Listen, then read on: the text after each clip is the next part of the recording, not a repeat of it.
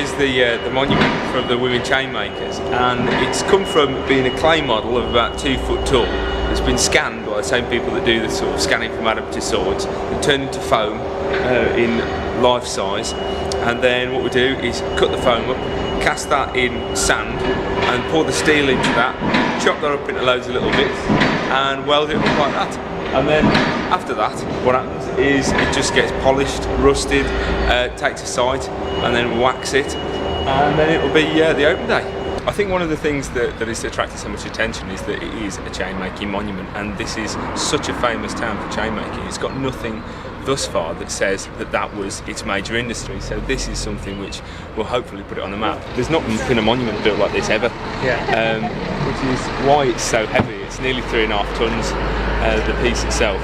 It's cast steel, it's nearly solid. The figure herself is more of a symbol of the female chain makers themselves and their stripe. Scantily clad, because they used to they used to sort of strap their babies to their chest while they were making a chain. They were quite famous for that. The figures are all based on my family and also a couple of local chain makers who are friends. So this is my auntie, and that's my nan, and that's my granddad Eric, who's buried in the Homer Hill Cemetery just behind us, so we can see him.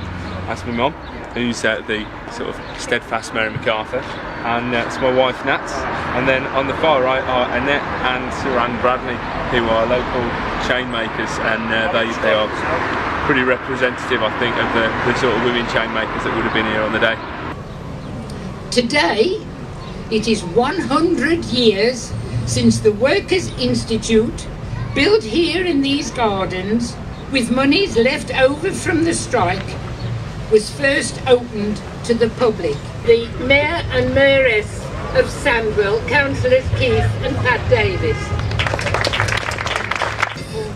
The portrait of Mary MacArthur will certainly be in the public library. I'd just like to say that the monument and the surroundings and everything that went into it has been a colossal amount of effort from so many people, and the amount of time that's gone into it and physical labour as well, that I'd like to thank everyone involved.